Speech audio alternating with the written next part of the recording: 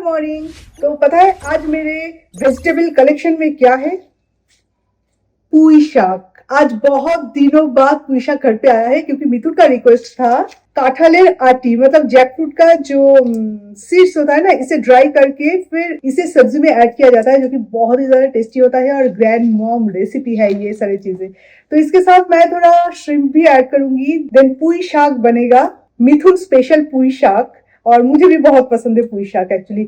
Fish egg के साथ आप बना सकते हो, फिश हेड के साथ बना सकते हो, और भी कई सारी चीजों के साथ बनता है। और ऐसे ही पम्पकिन के साथ भी आप बना सकते हो।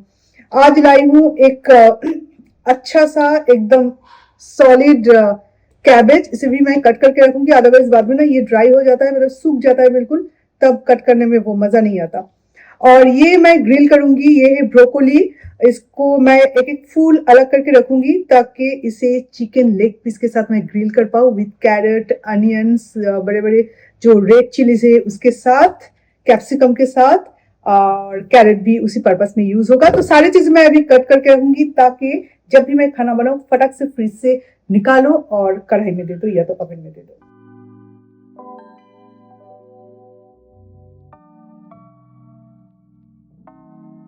सो गाइस, कुछ दिनों पहले आपने देखा था कि मैंने एक मिक्सर ग्राइंडर लिया था, वो है ये। तो आज हम इसके साथ एक चैलेंज करने वाले हैं, can it grind challenge with Philips mixer grinder. Actually आज हम बहुत ही कुछ छोटे छोटे इंग्रेडिएंट्स इसमें ग्राइंड करने वाले हैं और देखना चाहते हैं कि ये अच्छे से ग्राइंड होता है कि नहीं, और उसका जो टेक्सचर है वो कैसा आता है।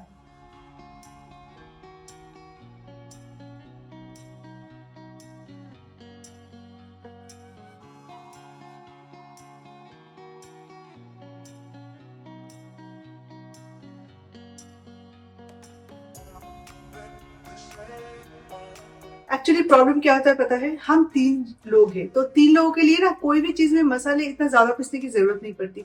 छोटे छोटे मसाले, मतलब बहुत ही कम अमाउंट के मसाले, जैसे कि जीरा हो गया और पोस्तो यानी कि पॉपी सीड्स हम लोग बहुत ज्यादा यूज करते हैं। तो एकदम से इतना ज्यादा मुझे पेस्ट बनाना पड़ता है और नेक्स्ट डे के लिए रखना पड़ता है, जो कि इतना टेस्ट भी नहीं देता नेक्स्ट डे। तो थोड़े थोड़े मसाले पीसने में बहुत दिक्कत हो रही थी मुझे, तो ये इसलिए मैंने लिया है ताकि वो जब जितना जरूरत पड़े उस हिसाब से मैं मसाला पीस सकूं। और जो भी, चाहे वो पोस्तो हो, पॉपी सीड्स हो, चाहे वो ब्लैक पेपर हो, क्यूमिन सीड्स हो, सारी चीजें अच्छे से पीस पाए। तो चलिए पहले शुरू करते हैं खड़े मसाले से।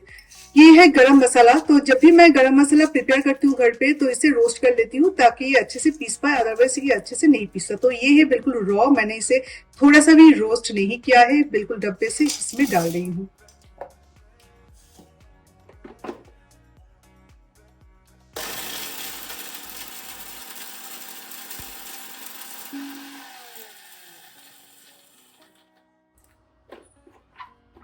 तो इसे भी चेक कर लेते हैं। वाओ, देखिए खड़े मसाले भी कितनी अच्छी तरह से पाउडर बन गया है। नॉर्मली नहीं होता, नॉर्मली इसे मुझे रोस्ट करना पड़ता है, उसके बाद ही इसका पाउडर बनता है। एंड नॉट ओनली दैट, इसमें भी कई सारे मसाले होल रहता है, फिर से मुझे इसे ग्राइंड करना पड़ता है एंड देन जाके पाउडर बनता है। और ये एकदम से कितना जल्दी, कितनी अच्छी तरीके से ग्राइंड होके पाउडर बन गया है। अमेजिंग।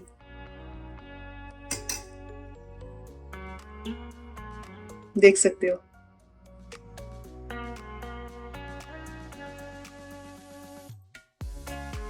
ओके, तो अभी हम लोग कुछ वेट इंग्रेडिएंट्स ग्राइंड करके देखते हैं। तो चटनी के लिए एक्चुअली मुझे शेजवान चटनी बनानी थी, तो इसलिए मैं यहाँ पे यूज करने वाली हूँ सोक्ड रेड चिली। साथ में जाएगा कुछ गार्लिक के bulbs, lemon juice, salt, just थोड़ा सा शुगर।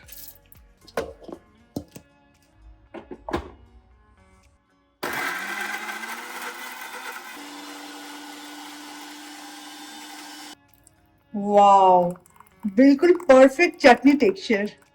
आज से पहले इतना अच्छा ग्राइंड शायद मैंने कभी किया ही नहीं किसी भी चटनी के लिए। आप ग्रीन चटनी भी बना सकते हो, आप कोकोनट चटनी बना सकते हो, पीनट चटनी बना सकते हो, बिल्कुल ऐसा ही ग्राइंड होके आएगा।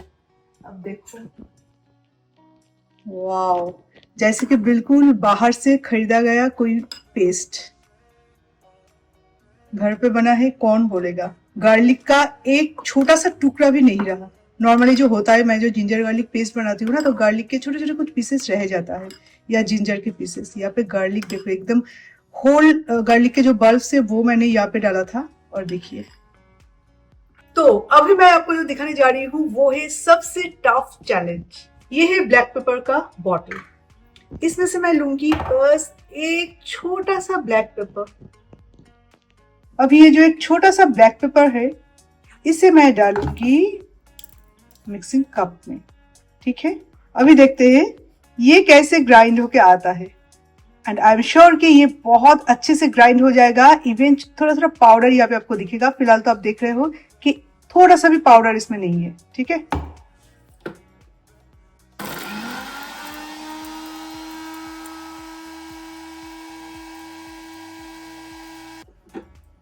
जबकि जस्ट एक है तो बहुत ही कम कुछ आपको दिखेगा। वाओ वाओ, देखो ये है एक ब्लैक पेपर जो कि मैंने डाला था इसमें। काफी अच्छा टेक्सचर आया है, काफी अच्छा। देखो, और यही वो रीजन है जिसके लिए मैंने ये मंगवाई है। बिकॉज हमारे घर पे बहुत ही कम कम मसाला पीसते हैं एक साथ में। खाना भी बहुत ही कम अमाउंट का बनता है, तो इतना सारा मसाला अगर पीस के रखूंगी ना तो वो खराब हो जाता है, इतना अच्छा टेस्ट नहीं रहता। तो अभी मैं बिल्कुल टेंशन फ्री हूँ। जनरली ये बहुत ही रेयर होता है कि इतने छोटे से छोटे चीज भी बारीकी से ग्राइंड हो। लास्ट मेरे पास जो ग्राइंडर था उसमें तो ये नहीं होता था, तो इसलिए मुझे बहुत प्रॉब्लम भी होता था। ये आप देखिए, ये जो मेरा नया फिलिप्स मिक्सर ग्राइंडर है, ये कितनी अच्छी तरीके से सारी चीजें ग्राइंड कर दिया। सो गाइस, आपने देखा हमारा ये जो मिक्सर ग्राइंडर है, ये छोटे बड़े ड्राई वेट हर तरीके के इंग्रेडिएंट्स को बहुत ही प्रिसीजन और एफर्टलेस परफॉर्मेंस के साथ ग्राइंड। सुपर फाइन ग्राइंड के साथ आपको 2 और रिफाइनमेंट्स, फाइन और कोर्स भी मिलेगा। और इसका सेल्फ क्लीनिंग मोड से ग्राइंडर को धोने की नो झंझट। तो ये मिक्सर ग्राइंडर आपको अगर पसंद आया हो और मेरी तरह प्रॉब्लम अगर आपके लाइफ में भी है, तो छोटे से छोटे चीज को भी ग्राइंड करने के लिए आप इसे अपने घर जरूर लाना। तो इस वीडियो के डिस्क्रिप्शन बॉक्स में मैं इसका लिंक दे दूंगी, आप उस लिंक को चेकआउट जरूर करना। एंड गाइज, आपने बेस्ट पार्ट क्या नोटिस किया है इसका? तो ठीक से देखिए, मेरे किचन के साथ बिल्कुल मैचिंग। तो इसकी ब्यूटी के ऊपर भी आपको ध्यान देना पड़ेगा। मेरे इस किचन के साथ ये एकदम परफेक्ट मैच है। तो हमारे यहाँ पे फिर से बन रहा है पिज्जा। एक्चुअली चीज बहुत दिन हो गए हैं कि चीज घर पे था, उसे यूज नहीं किया जा रहा था, तो वो चीज भी यूज हो जाएगा और पिज्जा भी बन जाएगा। ये पिज्जा एंड पास्ता सॉस है जो कि रेडीमेड है, और इसी के साथ आज हम बना रहे हैं। वैसे पिज्जा तो बहुत अच्छा लगता है, बहुत दिनों से नहीं बनाई, तो जब बना रही हूँ तो बैक टू बैक मैं लास्ट वीक बनाई थी और आज बना रही हूँ। चीज अब जितना भी फ्रीजर में रखो, पर उसका भी एक टाइम होता है ना, उस टाइम तक उसे रखना चाहिए। उसके बाद ना ये फंगस आ जाता है इसमें, और पूरा इतना महंगा होता है, उसके बाद भी पूरा खराब हो जाता है। ऐसे 2 बार हुआ मेरे साथ, तो इसलिए बना लेते हैं। You never feel the way I feel. You don't know if my love is real. Baby, listen to me, here's the deal. When you're not here, I'm not the same. I'm needing a new chapter, babe. Been stuck here in a bed for days. I've been staring at the telephone, cause when you're gone. तो एक में मैंने साग का जो leaves है वो रखा है, और एक में है ये स्टेम। तो बन चुका है हमारा पिज्जा। पर हर बार की तरह जो बटर पेपर मैं यूज करती हूँ ना, वो नीचे थोड़ा सा स्टिक हो चुका है, तो पहले कट कर लूँ, उसके बाद देखते हैं क्या करें। तो मुझे एक पिज्जा कटर चाहिए।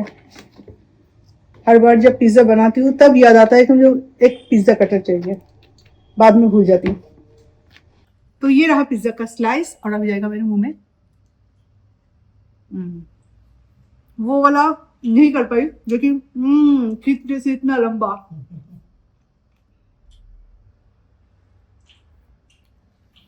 बाकी दोनों वहां पे। Later clock, body talk. There's no need to bring it up. Nothing you say makes it better. Wrecking ball, tear apart. Issues left behind, restart. Nothing. Oscar, তোমার বেড রেডি হয়ে গেছে। Oscar baby, कम कम कम कम कम कम कम, এই যে এখানে। Indoor plant का यही हालत होती है, देखिए हर 10-15 डेज में अगर इससे आप बाहर ना निकालो ना तो ये इस तरह से सूख जाता है। और ये इतना भारी है, हमेशा इसे ले लेके घूमना इधर उधर करना भी पॉसिबल नहीं है। तो इस बार मैंने सोचा जो जितने भी इंडोर प्लांट्स, मतलब इंडोर में जो प्लांट्स रखने का जो लुक है वो मैं ओरिजिनल से नहीं, वो मैं आर्टिफिशियल जो प्लांट्स मिलता है वो उसे ले आऊँगी, क्योंकि इतना मेंटेन करना पॉसिबल नहीं हो रहा है। इतना भारी भारी उसे लेके इधर उधर जाना बहुत मुश्किल हो रहा है। ये कुशन का खोज सिर्फ और सिर्फ ऑस्कर को रहता है। कहाँ कहाँ पे मैं इसे रखती हूँ, कहाँ कहाँ पे इसे मैं ऑर्गेनाइज करती हूँ। ऑस्कर और मैं तो दूसरी तरीके से ऑर्गेनाइज कर देते, कभी कभी सोफे के नीचे भी घुसा देते, तब तो मुझे नहीं मिलता। जिस रूम में चाहे उसे अगर मन किया, जैसे बिल्कुल हैंकी हो, हैंकी हम पॉकेट में लेके घूमते हैं, बिल्कुल इस तरह से ऑस्कर को जब भी मन करेगा ये मुंह में ऐसे लेगा, ऊपर पूरा घूम के आएगा, ऊपर में कहीं पर भी किसी भी कॉर्नर पे ये छोड़ के चला जाएगा बस। और यार आज के जमाने में तो इंसान के फ्यूचर का कोई भरोसा ही नहीं है। मिथुन का एक फ्रेंड जो कि कोलकाता का फ्रेंड है और अपना करियर एक साथ शुरू किया था मिथुन और वो फ्रेंड ने, तो नया घर लिया है, नया फ्लैट लिया है कोलकाता में। अचानक से 1 महीने के अंदर उनका जॉब चला गया। एमएनसी में जब कोई जॉब करते हैं तो हम लोग सोचते हैं कि वाओ, एक अच्छा खासा एक पैकेज में अगर आ जाए तो कुछ भी कर सकते हैं। एक्चुअली इंसान अमीर अर्निंग से नहीं बनता, सेविंग से बनता है। अभी उनके वाइफ का जो, सही में हम जो नेटिव से बाहर रहते हैं, हम लोग अब भी मतलब सबकी बात करी, most of the people MNC में जॉब करते हैं और उनका मतलब सेम चीजें हैं। अगर सेविंग्स ना करो ना तो ऐसे कोई भी चीज का कोई भी वैल्यू नहीं है। अब जितना भी कमाओ सारे मीनिंगलेस है अगर आप सेविंग्स ना भी नहीं करते हो तो। मुझे तो एक्चुअल में अभी डर लगने लगा है, क्योंकि अभी भी हमारा गाड़ी का लोन, यहाँ पे कोई बैठने वाला है। ये सिर्फ अकेला उसका इंसिडेंट नहीं, मेरा और कपल ऑफ नोन पीपल के साथ ये इंसिडेंट हुआ इस लास्ट 1 ईयर में जो चल रहा है हमारा आईटी इंडस्ट्री में। भगवान के हेल्प से ये कार का लोन खत्म हो गया, अभी ये घर का लोन है। ये खत्म नहीं होने तक टेंशन लगी रहेगी, क्योंकि एक बार लोन नहीं हो तो जो कमाए, ये कमाए मैं कमाऊं, दोनों मिलके कमाए, जो कमाए कम कमाए कम खाए, पर ईएमआई आपका एक फिक्स होता है। वो उतने आप नहीं हो। खाओ या ना खाओ, बैंक नहीं सुनने वाला है कि आपके साथ क्या हुआ है क्या नहीं हुआ, उनको उनका पैसा चाहिए। तो यही चीज है।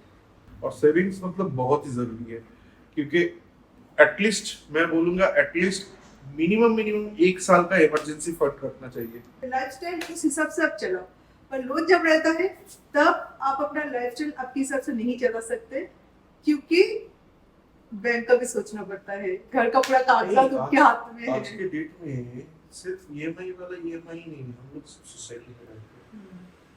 हाँ, सोसाइटी का जो एक बड़ा सा जो एक मेरा जैसा हर Maintenance है। 3 महीने में सिंकिंग फंड है, उससे इंटरेस्ट मिल रहा है हम लोगों को। उसके बाद भी मुझे हर 3 महीने में 45,000 करके देना पड़ता है।